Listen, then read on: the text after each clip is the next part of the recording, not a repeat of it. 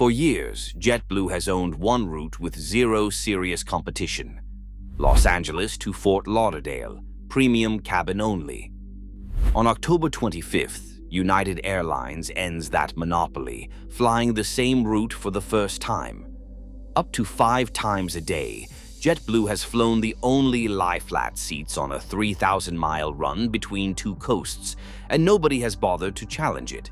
Not because nobody could, because for years nobody had a reason good enough. That changed 6 months ago when a different airline stopped flying altogether and left a gap at Los Angeles big enough for 3 separate carriers to start circling it at once. Spirit Airlines shut down for good on May 2nd, 2026. Every flight grounded, 17,000 people out of a job, and a hole left behind at nearly every airport it touched. That collapse isn't this video. What Spirit left behind at LAX is. When an airline that size disappears overnight, it doesn't just lose its own routes. It opens a gap that every rival at that airport reads the same way. An opening, not a tragedy. Gates sit empty. Takeoff and landing slots become available again. Every scheduling department at every competing airline gets roughly the same memo at roughly the same time. Something just became winnable that wasn't winnable a week ago. At LAX, the gap that mattered most didn't sit where you'd expect either. It sat on a single Florida route that one airline had owned, uncontested, for years, and almost nobody outside the airline scheduling world had ever noticed. Fort Lauderdale is JetBlue's own backyard, not a random pick, the airport where it built its earliest East Coast identity long before it seriously flew to California. When JetBlue eventually launched premium Mint service between there and Los Angeles, it was claiming ground nobody else wanted yet, the way a business plants a flag in an empty lot before anyone else realizes the lot is worth building on. Spirit flew that same route too, technically, but Spirit sold rock-bottom fares in cramped seats, chasing a completely different customer, so JetBlue was never competing with Spirit for the same traveler. It was competing with nobody. If you wanted a lie-flat seat between LAX and South Florida, JetBlue was your only option, and it priced accordingly. That's not an accusation. It's just what happens when one company owns an entire market segment, completely undisturbed, for as long as JetBlue had. Airlines have a name for this kind of position: a fortress hub, an airport one carrier controls so completely that a rival has to be a little reckless to even try challenging it. JetBlue never built a fortress at LAX itself, not in the way Delta or American might dominate an airport outright. It had something quieter instead, and in some ways more valuable: total control of one specific premium corridor, invisible unless you happen to be the exact kind of traveler who flew it twice a month for work. For a long time, almost nobody challenged that arrangement, because entering a route this narrow means committing airplanes, crews, and gate space against an incumbent who already knows that specific market cold. Then Spirit disappeared, and LAX stopped looking like a market anyone serious could afford to ignore.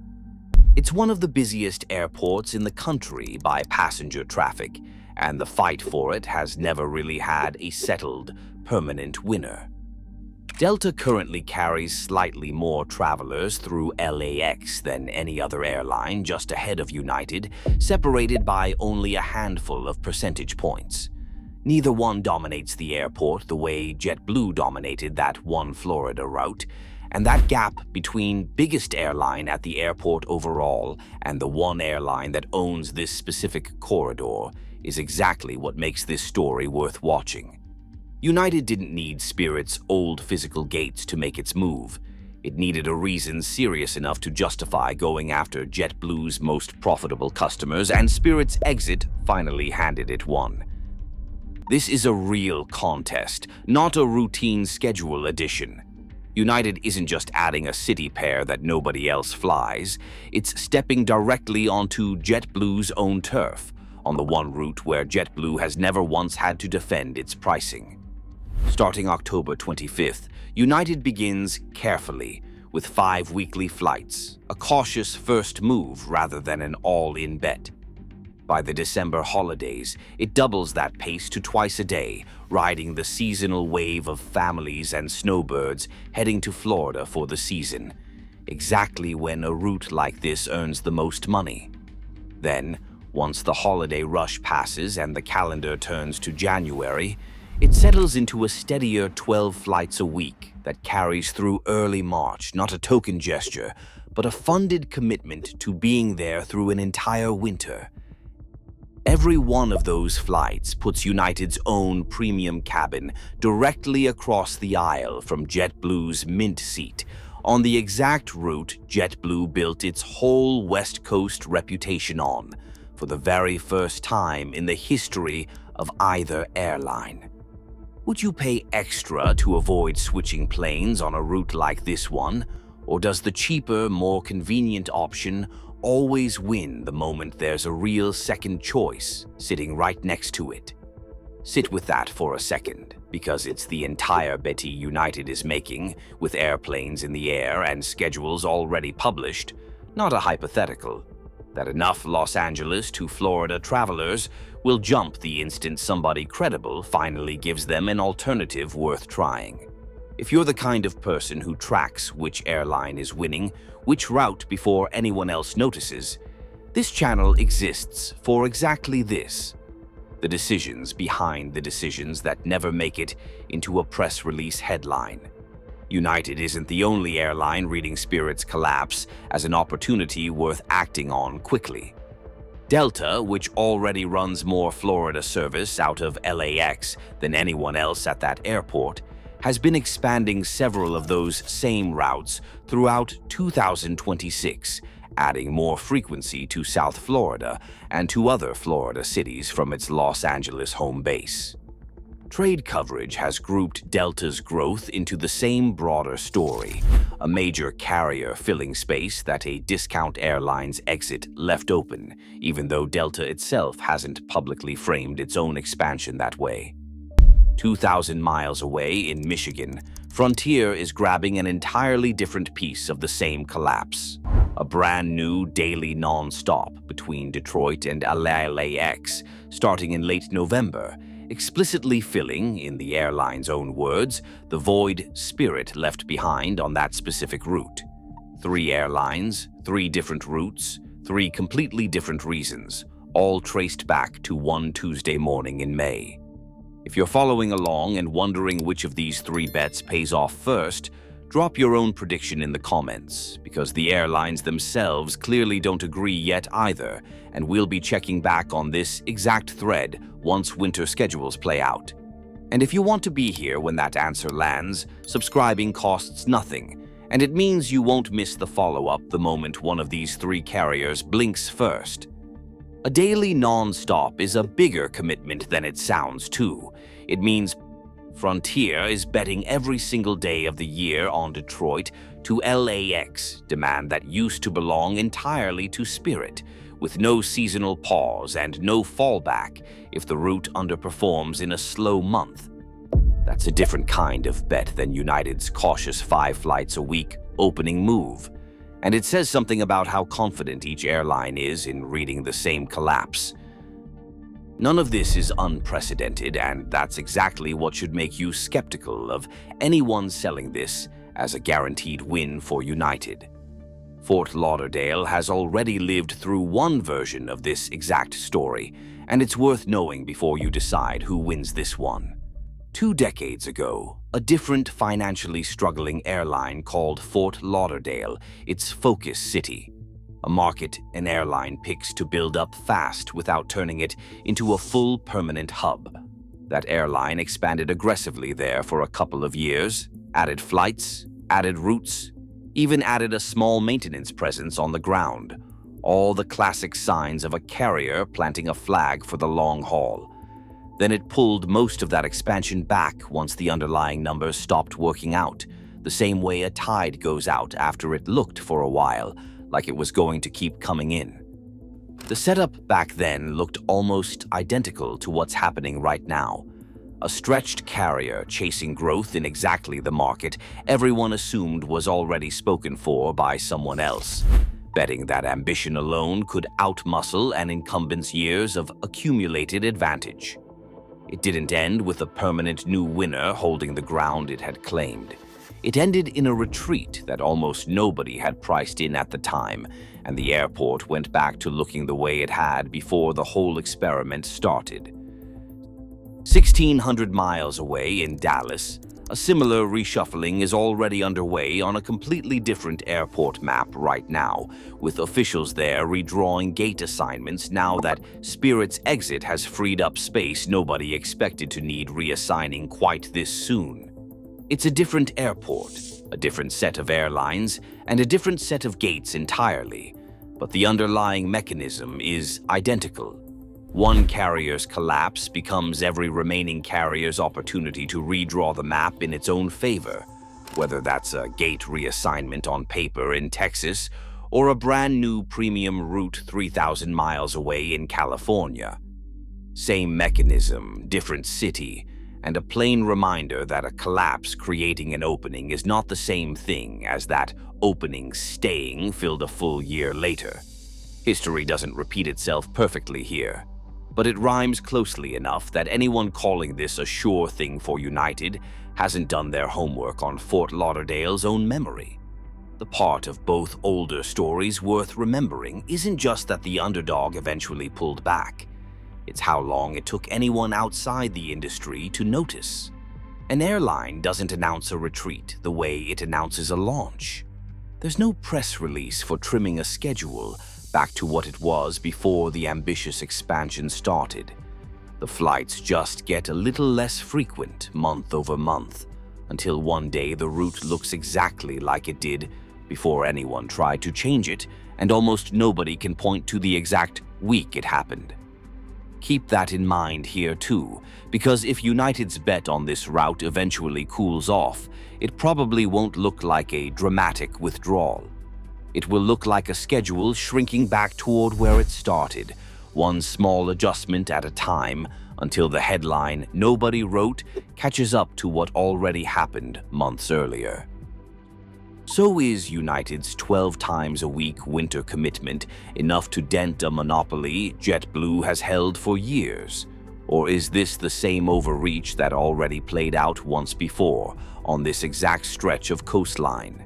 United is betting scheduled capacity that this time is different, that a bigger network with more overall resources to absorb a rough quarter can hold a route that a scrappier, more narrowly focused airline once had to abandon under similar pressure. JetBlue, for its part, isn't required to change anything at all. It can hold its pricing exactly where it's been for years, daring United to bleed money trying to undercut a route JetBlue already knows how to run profitably in its sleep. With years of data United simply doesn't have yet on this specific pair of cities. That's the real contest, hiding underneath one schedule filing that most travelers will never even notice, buried in a fall timetable update.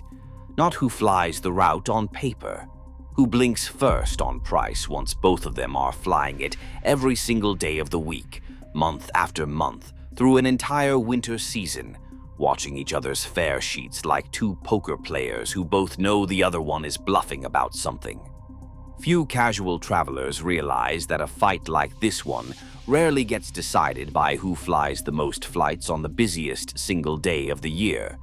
It gets decided by who can survive being unprofitable on one specific route the longest without flinching first and pulling out.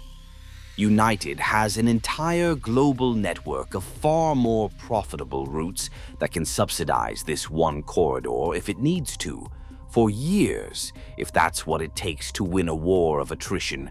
Nobody outside a finance department ever sees play out in real time. JetBlue doesn't have that same luxury built into its business model. Its whole company depends on routes like this one pulling their own weight on a standalone basis. Because there's no gigantic international network of long-haul flights sitting behind it to absorb the losses the way United's can. That imbalance, more than any schedule or any seat map, is the story sitting underneath a change that looks, on the surface, like nothing more than a new line added to a fall timetable that most passengers will scroll straight past without a second glance on their way to checking a gate number. There's a practical way to watch this play out yourself, long before any of the three airlines admits anything in an earnings call. Watch the fare calendar. If United's Mint class seat on this route stays priced close to JetBlue's for more than a couple of months without a steep discount, that's United signaling it believes it can win on service and timing alone. If the price gap between the two suddenly widens, that's one side blinking first, whichever direction the money moves. There's a second number worth knowing, and it's the one that actually settles disputes like this. Load factor. The share of seats an airline actually sells on a given flight versus how many it flies empty. United can publish 12 flights a week and still lose this fight if load factor on the route stays soft all winter, because a half-full airplane on a 3,000-mile run bleeds money no matter how confident the schedule filing sounded back in October. JetBlue doesn't have to publish anything to win either. If its own load factor barely moves while United's numbers on the same route sit stuck in the 50s or 60s, that's the real scoreboard, months before either airline says a word about it publicly. It's a figure both carriers report to regulators, not something either side can spin in the moment, which is exactly why it will matter more than any press release. There's a third layer to this most casual travelers never think about, and it might matter more than the seats themselves. Loyalty programs. United and JetBlue aren't just selling a flight between two coasts. They're selling access to two entirely different frequent flyer ecosystems, and the traveler who already has status with one of them has a reason to stay loyal even if the other airline's fare is slightly cheaper on a given Tuesday. That's part of why JetBlue's monopoly held as long as it did. JetBlue's monopoly held for a second reason too. The handful of travelers who did fly this route regularly had already built years of point balances and elite status perks around JetBlue specifically, and switching meant starting over from zero with a completely different program. United is betting that a big enough discount or a big enough overlap with its own existing loyal flyers already living in Los Angeles can outweigh that inertia. Whether that bet pays off is exactly the kind of detail that never makes it into an earnings call, but decides more route wars than any press release ever admits. It's the same reason a traveler with a drawer full of one airline's credit cards keeps booking that airline even when a cheaper fare sits one tab over in a browser window. Loyalty, in practice, is a mildly annoying switching cost built up over years, and that kind of cost is exactly what a bigger, better-funded challenger can chip away at with the right sign-up bonus at the right moment. It's the same asymmetry that has decided almost every airline route war in modern aviation history, whether anyone watching from the outside noticed it happening or not. The airline willing and able to lose money longest usually wins. Eventually, once the smaller rival simply runs out of room to keep matching fares that don't cover the actual cost of the flight. That doesn't mean JetBlue loses this one automatically. Mint has been profitable for years, precisely because nobody was forcing JetBlue to discount it, and a well-run niche can survive a much bigger rival's arrival if the niche itself stays loyal. But it does mean the scoreboard that matters isn't how many seats each airline sells this winter. It's how long each one is willing to keep flying this route, even if, for a while, it barely breaks even doing it. Zoom out far enough, and Spirit's shutdown starts to look less like an ending and more like a starting gun that nobody officially fired. One that went off in a single Tuesday morning and is still echoing across 3 separate flight schedules 6 months later. None of the three carriers sat down and coordinated any of this with each other. None of them needed to. That's what happens when a fortress hub loses its gatekeeper overnight, whether the gatekeeper even realizes it was one. The walls don't just come down for one rival standing directly at the gate. They come down for everyone standing anywhere nearby at almost exactly the same moment, whether they were ready for the opportunity or not. There's one more wrinkle worth remembering before this settles anywhere. Every one of these three airlines is making its bet using numbers that are already 6 months old. Spirit's actual passengers scattered the moment the airline stopped flying. Some to JetBlue, some to Delta, some to whichever carrier happened to have a seat open on the right day at the right price. And nobody has a clean, final count of exactly where that traffic landed. United, Delta, and Frontier are all effectively guessing at the size of a market that hasn't finished settling yet, using half a year of noisy, incomplete data to justify decisions that commit real airplanes for an entire winter. That's not a flaw unique to this story. It's how almost every airline decision this size gets made, on incomplete information under a deadline, against competitors making the exact same guess from a slightly different angle. The difference this time is that the guess is happening in public, one schedule filing at a time, where anyone paying attention can watch it play out in real time instead of reading about it after the fact. Which means the question underneath all of this was never just about United and JetBlue. It's whether a monopoly built over years, on one unglamorous route between two coasts, can survive the first real challenger, showing up at the exact moment its whole neighborhood suddenly got a lot more crowded than it used to be. United starts flying October 25th. By next winter, we'll know whether that was the beginning of the end of JetBlue's mint monopoly, or just an expensive lesson for United about a fight it couldn't win. Either way, the airlines themselves don't seem to agree yet on how this ends, and neither, honestly, do we, which is exactly why we'll be watching every schedule filing between now and March to find out who blinks first.